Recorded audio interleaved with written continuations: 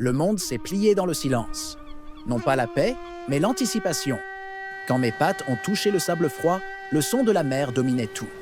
Il n'y avait pas de foules ici, pas de ville. Seulement le vent, l'eau et une île isolée. L'île de Ganryu semblait trop simple pour porter un tel poids.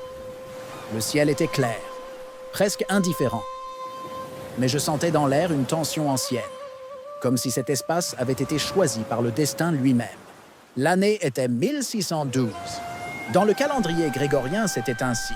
Mais dans le calendrier japonais, c'était la 17e année de l'ère Keisho. Beaucoup savaient qu'un duel se produirait. Peu comprenaient son vrai poids.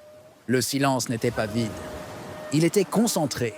Chaque vague qui frappait semblait marquer le temps, comme une horloge faite d'eau et de sel. Chaque pas dans le sable sonnait comme un avertissement. Ce n'était pas simplement une lutte. J'observais le bord de l'île, attendant. Un homme n'était pas encore arrivé, Miyamoto Musashi. L'autre, Sasaki Kojiro, était attendu avec une anticipation presque révérentielle. Mais l'absence communique aussi. Parfois, le retard est une stratégie. Immobile entre les rochers et le vent, j'ai compris quelque chose de fondamental.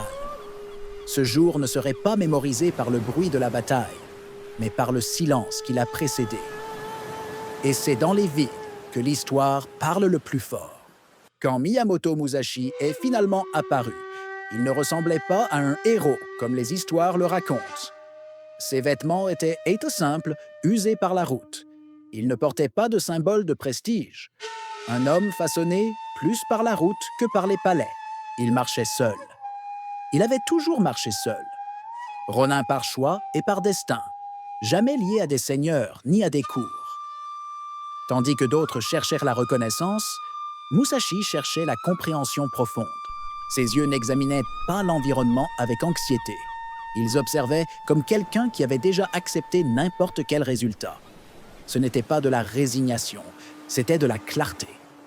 La tranquillité de celui qui a compris que perdre et gagner ne sont que des étiquettes. Beaucoup parlaient de ses victoires invincibles. Peu parlaient de sa solitude. La route enseigne, mais elle demande un prix.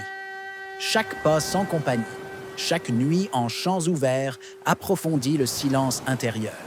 Avant le duel, Musashi ne s'entraînait pas compulsivement. Il respirait lentement, comptant chaque respiration. Il attendait. Pour lui, l'esprit avait toujours été la véritable lame. Je l'observais, sachant la vérité que peu comprendraient. Cet homme ne se battait pas pour prouver sa force aux autres. Il se battait pour confirmer un chemin qu'il avait choisi il y a longtemps. Je connaissais la route qui l'y avait amené parce que cette histoire résonnait à travers le temps. Musashi a tenu une épée pour la première fois enfant. Son premier duel enregistré s'est produit vers l'âge de 13 ans. Il a grandi à Harima, au milieu du chaos du Japon féodal, quand les puissants clans se levaient et tombaient comme des marées. La guerre était la langue que les hommes parlaient.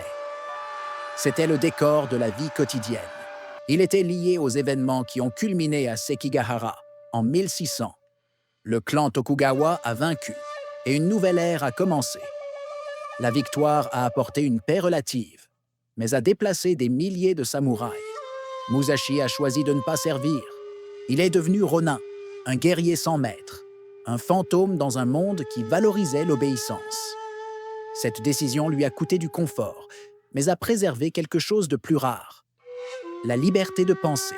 Au cours de ces années, il a vaincu le clan Yoshioka dans des affrontements successifs. Non seulement par l'agilité de son épée, mais par sa capacité à lire le terrain, comprendre le moment exact, connaître l'esprit de son adversaire. Chaque duel ne le rendait pas plus vaniteux. Chaque victoire le rendait plus silencieux. Musashi a vite appris une vérité qui prend des vies entières à comprendre. La victoire ne nécessite pas de bruit.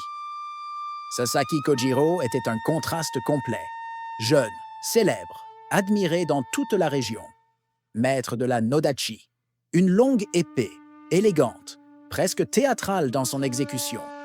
Où Musashi était terre, Kojiro était vent. Kojiro aimait être vu. Ses mouvements étaient amples, généreux, beaux à regarder. Il y avait de la grâce en eux, une précision qui impressionnait. Pour beaucoup, il représentait l'apogée de la technique pure. Ce duel n'opposait pas simplement deux escrimeurs. Il opposait deux philosophies, deux compréhensions différentes de ce que signifie la victoire. Forme contre essence, apparence contre intention. Tandis que Kojiro attendait avec confiance, soutenu par la célébrité et les admirateurs, Musashi se tardait. Non par insouciance, mais parce qu'il comprenait quelque chose de fondamental. Celui qui contrôle le rythme de la bataille contrôle toute la bataille. L'impatience croît là où l'ego habite. Et l'ego, Musashi le savait, pèse toujours. Il pèse sur l'esprit, sur les réactions, sur le corps. Un homme impatient commet des erreurs avant le premier coup. J'observais la tension s'accumuler comme des nuages avant une tempête. La bataille avait déjà commencé, non pas avec des épées, mais dans l'esprit. Musashi avait déjà lancé son offensive. Seul Kojiro ne l'avait pas encore réalisé. Musashi est arrivé en retard, mais trop tard pour être un hasard. Le soleil se levait déjà, laissant l'île claire. Kojiro était irrité. Sa confiance, qui un instant auparavant était une forteresse, commençait à se fissurer. Sur le chemin de l'île, Musashi avait fait quelque chose de simple, mais de significatif. Tailler une rame en bois. Ce n'était pas de l'acier fin. Cela n'avait pas la beauté d'une arme forgée par des maîtres. Mais c'était un choix délibéré. Le bois était plus long que la lame de Kojiro. Géométrie simple. Plus de longueur signifie plus de portée. Avantage. Musashi pourrait blesser Kojiro sans que celui-ci se rapproche assez pour riposter, tandis que beaucoup de guerriers s'appuyaient sur la tradition. C'est ainsi que nous l'avons toujours fait. Musashi ne faisait confiance qu'à la lecture du moment. Aucune technique, aussi raffinée soit-elle, ne surpasse la compréhension. Le retard a rongé le calme de Kojiro comme l'eau courante érode la pierre. Son esprit n'était plus clair. Un esprit troublé et inquiet affaiblit même le meilleur bras du monde. La technique parfaite devient inutile. En cet instant, avant le premier coup échangé, Musashi avait déjà remporté la moitié du duel. L'autre moitié ne serait que la manifestation physique d'une victoire déjà décidée dans les esprits.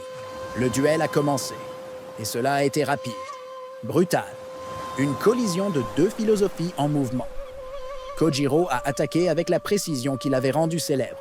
Ses coups étaient nets, parfaits. Mais l'art ne vint pas la clarté. Musashi ne se battait pas comme Kojiro. Ses mouvements n'étaient même pas amples et généreux. Ils étaient économes, directs. Chaque geste avait un but. Il a avancé au moment exact, au point où Kojiro était vulnérable. Un seul coup. Un seul mouvement a tout décidé. La lame en bois a atteint Kojiro avant que son épée ne complète son arc défensif. Il n'y a pas eu de duel prolongé, pas de drame. Seulement de la précision. Kojiro est tombé. Et le silence est revenu dominer l'île de Ganryu. Un silence différent maintenant. Ce n'était plus l'anticipation d'avant. C'était le silence d'une décision déjà prise. Il n'y a pas eu de célébration. Musashi n'a pas levé son arme vers le ciel en triomphe. Pas de discours de victoire.